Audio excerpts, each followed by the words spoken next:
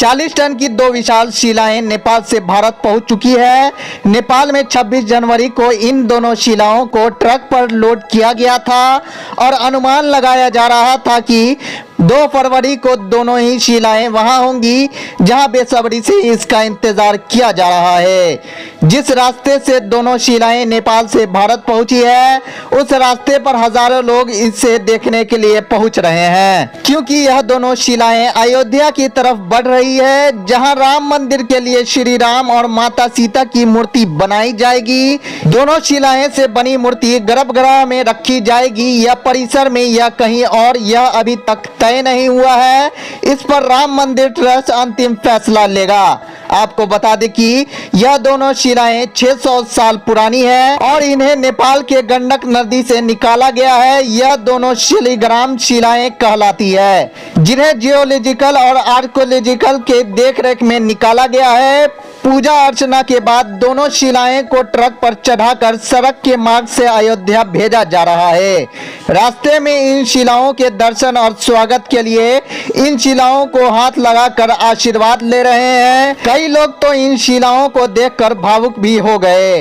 आपको बता दें कि अयोध्या पहुंच रही इन शिलाओं में से एक शिला का वजन 26 टन है, जबकि वहीं दूसरी शिला का वजन 14 टन है। यह पवित्र शिलाएं जनकपुर से होते हुए नेपाल के जटजही बॉर्डर से भारत में प्रवेश कर गई। वहीं आपको बता दें कि मां सीता नेपाल के राजा जनक की बेटी थी और उनका विवाह अयोध्या के भगवान राम से हुआ था।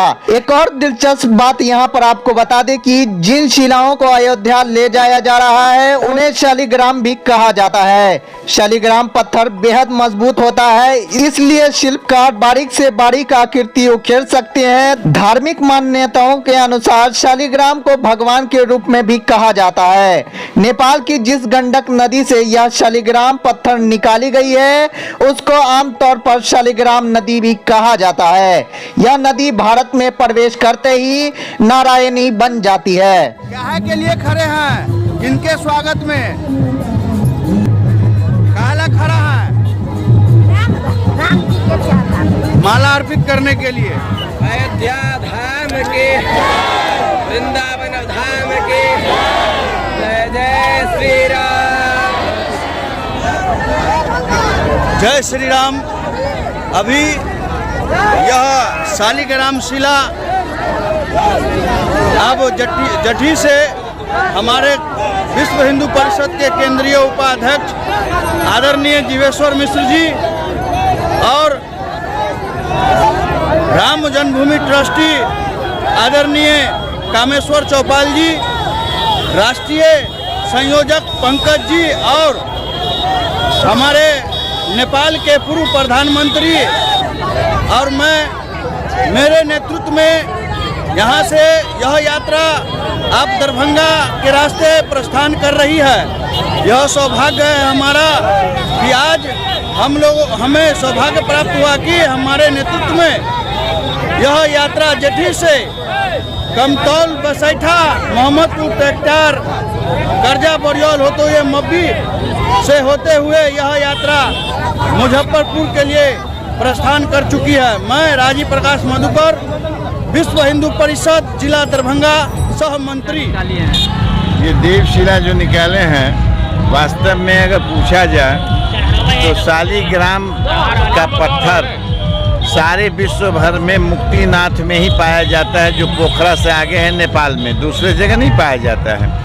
और हिंदुस्तान सरकार ने रिक्वेस्ट किया था राम जन्मभूमि बनाने में कि हम लोग शालिग्राम पत्थर पर ही राम जी का मूर्ति बनाना चाहते हैं, इसीलिए ये शिला हमको मिलना चाहिए। नेपाल गवर्नमेंट ने स्वीकृति दिया और आज करीब 3 महीना से उसकी खुदाई करके वहाँ से लिया गया है, ले करके और वहाँ से जनकपुर आया। जनकपुर में पूजन वगैरह हो करके जनकपुर से करीब 55 गाड़ियाँ और अयोध्या से भी लोग आ गए। यहाँ साधु संत मिल करके शिला को पहुँचाने जा रहे हैं अयोध्या पहुँचाने जा रहे हैं। त्रेता युग से जो मिथिला और अवध का संबंध है, राम जी और सीता जी के साथ का जो संबंध है, वो इस कलयुग में भी लगता है कि प्राकट्य होने वाला ही है। जो आप देख रहे हैं, और रास्ते में तो अंबार है खुशियों की। हर डेग डेग पर चौर नहीं नज़र आता है, ग्राम नज़र नहीं आता है, केवल लोगों की भीड़ ही नज़र आती है। और आप देख रहे हैं कि सारा शिला चला जा रहा है। और हम हुए भूषण शरण जी महाराज, जनकपुर धाम से महंत जी। जय श्री राम। सर कहाँ से ये शिला निकाली गई है सर? ये नेपाल से निकाली गई है। नेपाल में एक पोखरा जगह है, उसका नाम है काली गंडकी। काली गंडकी के नज़दीक ही ये शालिग्राम का पहाड़ है। सर ये कहाँ से कहाँ तक जाएगी? ये वहाँ से चली है और जा रही है सीधा अयोध्या धाम। अभी कहाँ तक पहुँची है सर? अभी तो पहुँची है, ये क्या जगह का नाम है? कमतौल। कमतौल। परिचय सर? मेरा परिचय सर? मेरा नाम हुआ रामभूषण शरण, महंत रामभूषण शरण जी, जनकपुर धाम।